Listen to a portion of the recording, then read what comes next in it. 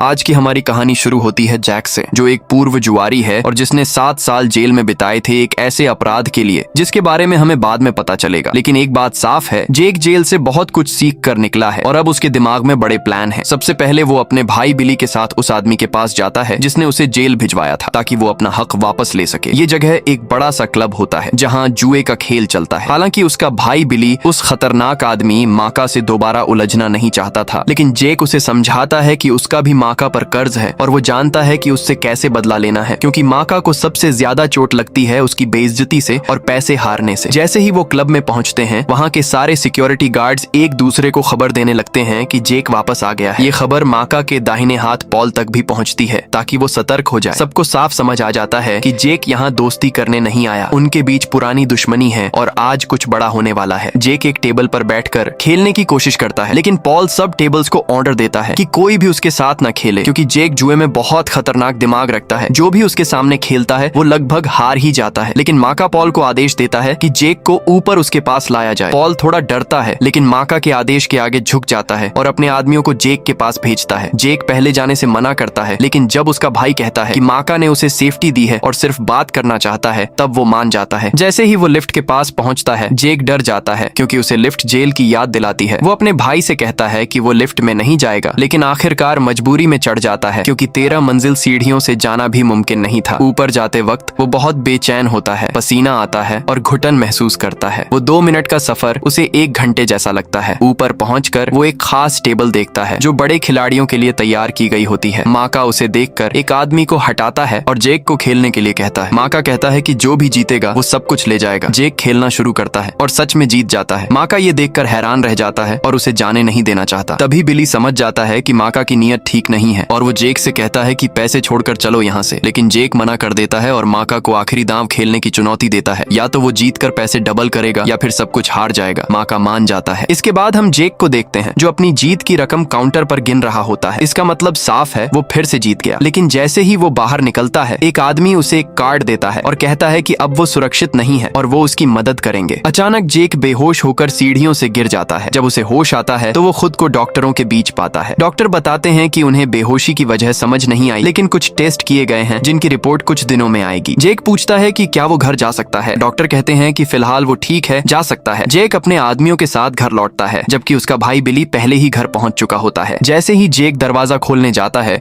उसे सामने एक कार्ड दिखाई देता है। वो उसे उठाने के लिए झुकता है और तभी अचानक उन पर गोलियां चलने लगती हैं। उसके गार्ड्स पर हमला होता है। एक गार्ड मौके पर ही मारा जाता है और दूसरा जैक को बचाते हुए उसे गाड़ी तक पहुंचाता है, लेकिन खुद भी मर जाता है। उसी समय वही आदमी जिसने उसे क्लब में कार्ड दिया था, रेन, वहां आता है और हमलावरों पर गोली चलाता है। वो जैक से कहता है कि जल्दी से गाड़ी में बैठो, इससे पहले कि बहुत देर हो जाए। दूसरी तरफ एक शूटर जिसका नाम सॉर्टर है, वो परेशान होता है क्योंकि वो एक प्रोफेशनल स्नाइपर है और फिर भी जैक को मार नहीं पाया। जब माका को ये पता चलता है तो वो हैरान रह जाता है कि सॉर्टर जैसे शूटर से भी जैक बच गया। अब जैक को रेन अपने पार्टनर एवी के पास ले जाता है। एवी उसे बताता है कि वो लोग उसकी मदद करेंगे। वो ये भी बताता है कि अस्पताल की रिपोर्ट आ चुकी है और उसमें ये साफ है कि जैक को एक गंभीर बीमारी है जिससे वो सिर्फ 3 दिन में मर सकता है। ये सुनकर जैक पूरी तरह टूट जाता है और आगे कुछ भी करने का मन नहीं करता। लेकिन एवी उसे समझाता है कि उसकी जान उन्होंने एक बार बचाई है और अगली बार ऐसा करने की कीमत होगी। एवी कहता है अगर जैक उनकी टीम में शामिल होता है तो वो उसे माका से बचाएंगे, लेकिन बदले में उन्हें उसकी सारी संपत्ति चाहिए होगी। साथ ही जैक को उनके हर सवाल का जवाब देना होगा बिना किसी बहस के। जैक के पास सोचने के लिए सिर्फ 3 घंटे होते हैं क्योंकि उसके पास समय बहुत कम है। वो चाहे तो किसी और डॉक्टर से भी राय ले सकता है। इसके बाद जैक अस्पताल जाता है जहाँ डॉक्टर उसकी रिपोर्ट की पुष्टि करते हैं और जब जैक दूसरे डॉक्टर के पास जाता है तो वो भी वही बात कहता है। लेकिन जैक को लगता है कि वो भी एवी और रेन के साथ मिला हुआ है, इसलिए वो उसे बंदूक दिखाकर धमकाता है कि सच बता। लेकिन डॉक्टर सच में कुछ नहीं जानता होता। जब जैक को यकीन हो जाता है कि रिपोर्ट्स सही हैं, तो वो बैंक जाकर अपने सारे पैसे निकालता है और एवी को दे देता है। उधर माका सॉर्टर से मिलता है और कहता है कि इस बार जैक को खत्म करना ही है और इस बार कोई गलती नहीं होनी चाहिए। अब हम वापस जैक के पास आते हैं जो एवी और रेन के साथ एक बिजनेसमैन के पास जाता है। वो आदमी उनसे पैसे मांग रहा होता है और उनकी बातों से साफ समझ आता है कि ये लोग सूदखोर हैं, यानी लोगों को पैसे उधार देते हैं और बाद में ब्याज के साथ वापस लेते हैं। लेकिन उनका काम बहुत खतरनाक होता है क्योंकि जो पैसा नहीं लौटाता वो जिंदा नहीं बचता। वो उस आदमी को पैसे देते हैं और साफ बताते हैं कि तय दिन पर पैसे लौटाने होंगे। वापसी में गाड़ी में एवी जैक से पूछता है कि उसकी शुरुआत माका के साथ कैसे हुई थी। जैक बताता है कि माका के 3 खास आदमी थे जिन्हें एडी ग्रुप कहा जाता था और वही उसके जुए के ठिकानों पर नजर रखते थे। जब उन्हें पता चला कि जेक जुए में बहुत अच्छा है तो उन्होंने उसे अपने साथ जुड़ने के लिए कहा, लेकिन जेक ने मना कर दिया। इसके बाद उन्होंने उसके भाई बिली, उसकी फैमिली और उसकी छोटी बेटी को धमकाया तो मजबूरी में जेक मान गया और कहा कि वो एक बार कोशिश करेगा। पहले ही गेम में वो जीत गया, लेकिन उसके सामने वाले ने कुछ ऐसा कह दिया जो उसकी इज्जत पर लग गया। जेक ये बर्दाश्त नहीं कर पाया और उसने उसे गोली मार दी। इसके बाद वहाँ अफरा तफरी मच गई, लाइट चली गई और सारे पैसे गायब हो गए। जेक पकड़ा गया और पुलिस उसे मजबूर कर रही थी कि वो माका के खिलाफ बयान दे, लेकिन जेक ने मना कर दिया क्योंकि माका ने उसके भाई और उसकी पत्नी को धमकी दी थी। अफसोस की बात यह है कि उसकी पत्नी एक भटकी हुई गोली का शिकार हो गई और मर गई। अपने भाई और उसकी बेटी की सुरक्षा के लिए जेक चुप रहा और उसे 7 साल की सजा हो गई। बाद में उसे पता चलता है कि एडी ग्रुप ने माका को धोखा दिया था और माका ने उन्हें खत्म कर दिया। इसके बाद हम देखते हैं कि वो लोग एक और बिजनेसमैन के पास जाते हैं जो अपने फैक्ट्री की खराब हालत के कारण अपने कर्मचारियों को सैलरी नहीं दे पा रहा होता। वो उससे भी पैसे लेते हैं। दिन खत्म होने पर रेन जेक को एक होटल छोड़ता है और कहता है कि वो उनके कॉल का इंतजार करे। अब दूसरी तरफ माका और पॉल एक खतरनाक आदमी के पास जाते हैं जिसका नाम सैम गोल्ड होता है। उसे इतिहास का सबसे खतरनाक गैंगस्टर माना जाता है। बहुत कम लोगों ने उसे देखा होता है क्योंकि वो किसी से मिलता ही नहीं। माका उससे एक डील करने आता है, लेकिन उससे मिलने की जगह उसकी सेक्रेटरी और राइट हैंड लिली सामने आती है। वो माका से कहती है कि बहुत लोग गोल्ड के साथ काम करना चाहते हैं और वो भी उनमें से एक है। अगर वो उसकी शर्तें मान लेता है तो डील हो सकती है। सबसे जरूरी शर्त ये होती है कि गोल्ड गलती बिल्कुल बर्दाश्त नहीं करता, न दूसरी मौका देता है। अगर पैसे देने में जरा भी गलती हुई या धोखा हुआ तो अंजाम बहुत बुरा होगा। माका कहता है कि वो पूरी तरह वफादार रहेगा। इसके बाद लिली उसे गैर कानूनी सामान दिलवाने का ऑर्डर दे देती है और माका खुशी से पागल होने लगता है। अगले दिन जेक फिर एवी और रेन से मिलता है और उन्हें अपने पैसे का एक और हिस्सा देता है। वो उससे पूछते हैं कि उसने 7 साल जेल में कैसे बिताए। जेक बताता है कि उसके पास 2 ऑप्शन थे, या तो 14 साल आम जेल में बिताए या 7 साल अकेले कैद में। उसने 7 साल वाला ऑप्शन चुना। वहाँ उसके 2 दोस्त बने जिनसे वो किताबों के जरिए बात करता था। एक प्रोफेशनल ठग था और दूसरा एक मास्टर शतरंज खिलाड़ी। उन्होंने किताबों के पीछे लिखे नियमों के जरिए उसे गेम सिखाया। एक दिन उन्होंने जेल से भागने का प्लान बनाया और जेक को भी साथ लेने वाले थे, लेकिन आखिर में उसे छोड़कर खुद भाग गए। उन्हें जेक के बारे में सब कुछ पता था और बाहर आकर जेक को पता चलता है कि उन्होंने उसके सारे पैसे और बचत चुरा लिए। इसी वजह से जेक ने माका से खेलकर अपने पैसे वापस लेने का फैसला किया था। दिन गुजरते जाते हैं और जेक लोगों से पैसे वसूलता रहता है, लेकिन वो अंदर ही अंदर टूटने लगता है। उसे समझ नहीं आता कि एवी और रेन उससे एक बार में सारे पैसे क्यों नहीं ले लेते, बल्कि धीरे धीरे क्यों ले रहे हैं, जैसे वो उसे तड़पा रहे हों। लेकिन उसे लगता है कि वो वैसे भी मरने वाला है तो अब उसे फर्क नहीं पड़ता। एक दिन वो एक बुजुर्ग औरत से पैसे लेने जाता है। वो एवी को कॉल करता है और कहता है कि उस औरत के पास कुछ भी नहीं है, उसे मदद की जरूरत है। एवी कहता है उसका टीवी ले लो। जेक कहता है वो खराब है। एवी कहता है उसका कुत्ता ले लो। जेक मना कर देता है और कहता है कि वो उस औरत की मदद करेगा। वो कॉल काट देता है और जब वो औरत उसे कॉफी देने आती है तो जेक उसे पैसे देकर वहाँ से चला जाता है। जब वो वापस रेन के पास जाता है तो रेन कहता है कि वो इस काम के लायक नहीं है, ये उनका काम है और उसे कुछ न कुछ लेना ही होगा। जेक कहता है कि वो एक बुजुर्ग औरत के साथ ऐसा नहीं कर सकता और अगर वो थोड़ा इंतजार कर लें तो क्या फर्क पड़ेगा। इसी बीच एवी और रेन माका की तिजोरी लूट रहे होते हैं और वहाँ से भाग जाते हैं। जब माका को इसका पता चलता है तो वो गुस्से में पूछता है किसने तिजोरी चुराई और इतनी बड़ी तिजोरी को कोई कैसे हिला सकता है। वो पूछता है कि उसमें बहुत पैसे थे क्या। पॉल कहता है नहीं, लेकिन उसमें उससे भी बड़ी मुसीबत थी क्योंकि उसमें गोल्ड का माल था। ये सुनकर माका टूट जाता है और कहता है तुम मुझे मार ही देते तो अच्छा था, तुम्हें पता है उस माल की कीमत हमारी जान है। वो पॉल से कहता है कि जिसने भी ये चोरी की है उसे जल्दी से ढूंढो और उसी के साथ नया माल भी इंतजाम करो। पॉल कहता है इतनी जल्दी कोई इतनी बड़ी डील नहीं देगा, लेकिन माका उसे कहता है कुछ भी करके इंतजाम करो। तब उन्हें याद आता है कि सिर्फ जॉन ही ऐसा आदमी है जो इतनी बड़ी सप्लाई दे सकता है। पॉल कहता है नहीं, उनके बीच दुश्मनी है। लेकिन जब उसे याद आता है कि अगर माल नहीं पहुंचा तो गोल्ड उन्हें जिंदा नहीं छोड़ेगा तो वो जॉन के पास जाने को तैयार हो जाता है। जॉन भी उनके जैसा ही खतरनाक आदमी होता है। वो साफ कहता है कि वो बाजार से दुगुने दाम पर माल देगा। पॉल कहता है थोड़ा कम कर दो, लेकिन जॉन मना कर देता है और कहता है क्या मैं सब्जी बेच रहा हूँ, यही फाइनल रेट है। पॉल माका को बताता है और माका ये सुनकर चौंक जाता है, लेकिन फिर भी कहता है खरीद लो। पॉल विरोध करता है तो माका गुस्सा हो जाता है और कहता है ये पैसे नहीं, हमारी जान खरीदने का सौदा है।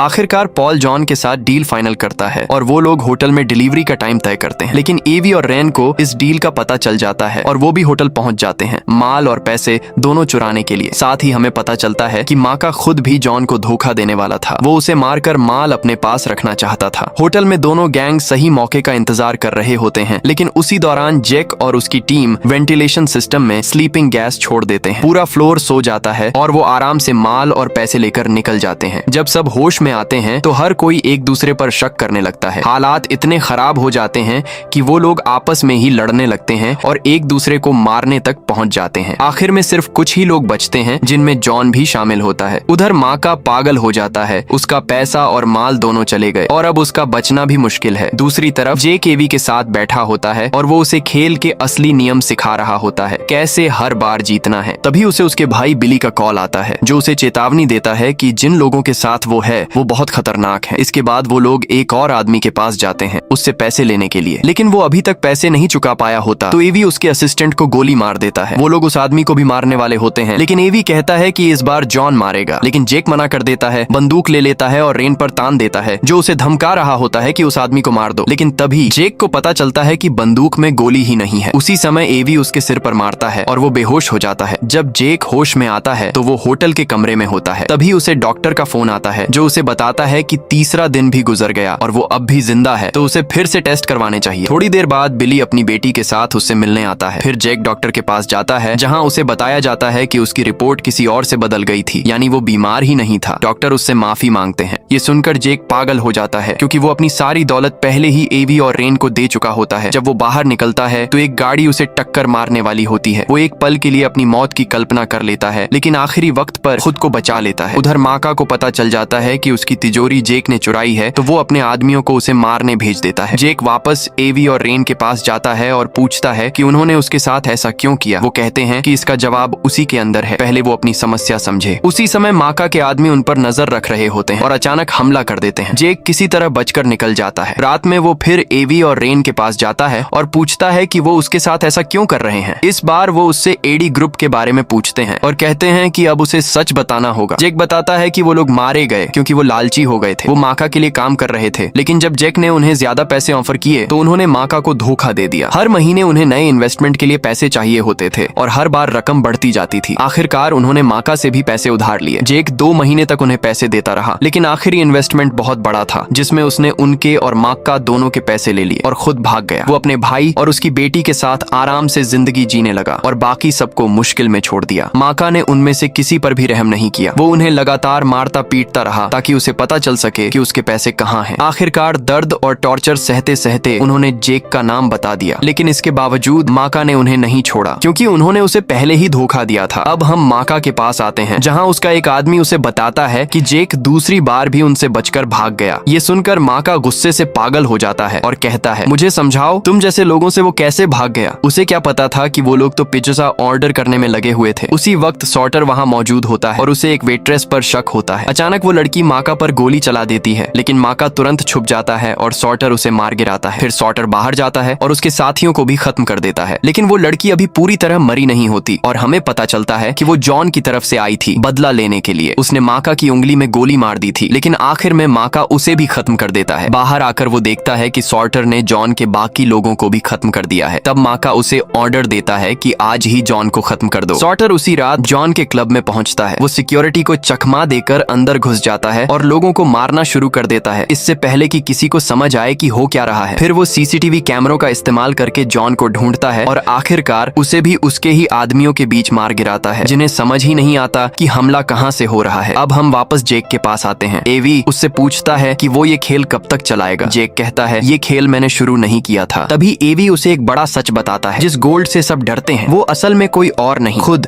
जेक ही है। वो सबके लिए एक खौफ बन चुका है और असल में वो अपनी ही एक दूसरी पर्सनैलिटी है। यानी जेक को एक तरह का मानसिक विकार है, जिसमें वो खुद को अलग अलग रूपों में देखता है और गोल्ड उसी का एक हिस्सा है जो बदला लेना चाहता है। ये सुनकर जेक गुस्से में वहाँ से चला जाता है। वो माका के पैसे जो उसने जीते थे सब दान कर देता है और वो भी माका के नाम से। फिर वो सीधे माका के घर पहुँचता है। माका उस वक्त सो रहा होता है और अचानक जेक के आने से जाग जाता है। उसे हैरानी होती है कि जेक उसे मार क्यों नहीं रहा, लेकिन जेक के अंदर एक लड़ाई चल रही होती है। एक आवाज कहती है उसे मार दो और दूसरी कहती है उसे माफ कर दो और सब भूल जाओ। ये अंदरूनी जंग काफी देर तक चलती है और आखिर में जेक फैसला करता है कि वो माका को नहीं मारेगा। वो माका से माफी मांगता है कि उसने उसके पैसे दान कर दिए और वहाँ से चला जाता है। जेक फिर लिफ्ट में जाता है और इस बार पहली बार वो डरता नहीं है। वो अपने डर का सामना करता है। वो अपने दिमाग से बात करता है, उस हिस्से से जिसने गोल्ड को बनाया था। वो उससे लड़ता है और कहता है कि अब वो उसके कंट्रोल में नहीं आएगा और आखिरकार वो अपने इस डर और अंदर की आवाज पर काबू पा लेता है। तभी अचानक माका माका वहाँ आ जाता है जेक को मारने के लिए, लेकिन इस बार जेक को देखकर वो खुद चौंक जाता है क्योंकि जेक बिल्कुल शांत होता है, उसे कोई डर नहीं होता। ये चीज माका को और परेशान कर देती है। वो गुस्से में होता है लेकिन फिर भी जेक को मार नहीं पाता। अगले दिन पॉल एक अखबार लेकर आता है और माका को दिखाता है कि उसका नाम उसमें छपा है क्योंकि उसके नाम से एक बड़ी रकम अनाथालय को दान की गई। ये सब देखकर माका और ज्यादा डर जाता है क्योंकि अब ये खबर गोल्ड तक भी पहुंच जाएगी। पॉल उसे बताता है कि जैसे ही गोल्ड को ये पता चलेगा वो अपने पैसे मांगेगा। अब माका पूरी तरह घबरा जाता है और तुरंत ऑर्डर देता है कि जेक को किसी भी हालत में ढूंढ कर लाया जाए। माका के लोग बिली के घर पहुंचते हैं। बिली खतरा भांप कर अपनी बेटी को अलमारी में छुपा देता है, लेकिन माका के आदमी अंदर घुस आते हैं और पॉल उससे जेक के बारे में पूछता है। बिली कसम खाता है कि उसे कुछ नहीं पता। तब पॉल उसकी हथेली में कील ठोक देता है और उसे टॉर्चर करने लगता है। उधर माका के घर पर उसका सेक्रेटरी उसे बताता है कि एक औरत उससे मिलने आई है। वो उसका नाम नहीं बताता, लेकिन माका समझ जाता है वो लिली है। ये सुनकर वो डर जाता है। लिली अंदर आती है, हाथ में फूलों का गुलदस्ता होता है, वैसे फूल जो आमतौर पर मरने वालों के लिए लाए जाते हैं। वो माका को बताती है कि उसने समय पर पैसे नहीं चुकाए और उसे पहले ही चेतावनी दी गई थी कि गोल्ड न तो माफ करता है और न ही दूसरा मौका देता है। माका गुस्से में उस पर चिल्लाता है, लेकिन लिली कहती है तुम्हारा समय खत्म हो गया है और वहाँ से चली जाती है। अब माका समझ जाता है कि वो कितनी बड़ी मुसीबत में है। वो उसके पीछे भागता है उससे माफी मांगने के लिए, लेकिन वो गायब हो चुकी होती है। इधर पॉल अभी भी बिली को टॉर्चर कर रहा होता है। तभी उसकी बेटी से गलती से आवाज हो जाती है। पॉल उसे पकड़ लेता है और बिली पर दबाव बनाने के लिए उसे इस्तेमाल करता है। सॉर्टर ये सब देखकर कहता है बस करो, लेकिन पॉल उसे धमकाता है कि अगर वो चुप नहीं रहा तो उसके साथ भी अच्छा नहीं होगा। ये सुनकर सॉर्टर गुस्से में आ जाता है और सीधे पॉल के सिर में गोली मार देता है। फिर वो वहाँ मौजूद बाकी लोगों को भी खत्म कर देता है और बच्ची को सुरक्षित कर देता है। वो उसे समझाता है कि ये बड़े लोगों का खेल है और उसे यहाँ से दूर जाना चाहिए। वो लड़की दोबारा छुपने लगती है तो उसका पापा उसे कहता है कि जैसा कहा गया है वैसा ही करो। उधर सॉर्टर माका के सारे आदमियों को खत्म करना शुरू कर देता है। इसी दौरान एक आदमी उसे कंधे में गोली मार देता है, लेकिन वो फिर भी रुकता नहीं और बाकी सबको खत्म कर देता है। लेकिन तभी ड्राइवर नीचे से गोली की आवाज सुनकर ऊपर आता है। वो जो कुछ हुआ था वो देख लेता है और बिना सामने आए ही सॉर्टर को मार गिराता है। इसके बाद वो उस बच्ची को उठाता है और उसे लेकर माका के पास वापस चला जाता है ताकि जेक पर दबाव बना सके। उधर जेक एवी और रेन को लेकर माका से मिलने जाता है, लेकिन रास्ते में वो उसे एक बड़ा सच बताते हैं कि अब उनका साथ यहीं तक था। जेक हैरान होकर पूछता है क्यों, तो वो बताते हैं कि वो असल में है ही नहीं, वो वही आवाजें हैं जो जेक को जेल में उसके दिमाग के अंदर सुनाई देती थीं और उसने खुद ही उन्हें असली इंसानों की तरह बना लिया। जब जेक की रिहाई में अभी 2 साल बाकी थे तब उन्होंने उसे छोड़ दिया था क्योंकि उन्हें डर था कि वो भाग जाएगा और अपनी बाकी जिंदगी भी बर्बाद कर देगा। यानी साफ शब्दों में ये सब कुछ एक वहम था जो जेक ने खुद अपने लिए बनाया था और उसी में जीता रहा। उसकी जिंदगी की एक ही सच्चाई थी और वो थी माका से बदला लेना। इसके बाद जेक माका से मिलने पहुंचता है। माका उस बच्ची को सामने रखकर उसे धमकाता है, लेकिन जेक की खामोशी और उसका शांत रहना माका को और ज्यादा डरा देता है। माका उसे कहता है कि अगर पैसे वापस नहीं मिले तो गोल्ड उसे खत्म कर देगा, लेकिन अब माका खुद भी पागल होने लगता है। वो खुद से बातें करने लगता है और समझ जाता है कि उस बच्ची को मारने से उसे उसके पैसे वापस नहीं मिलेंगे। और फिर वो कहता है गोल्ड किसी मरे हुए इंसान को नहीं मार सकता। इतना कहकर वो इस दर्द और डर से छुटकारा पाने के लिए खुद ही अपनी जान ले लेता है और यहीं पर हमारी कहानी खत्म होती है।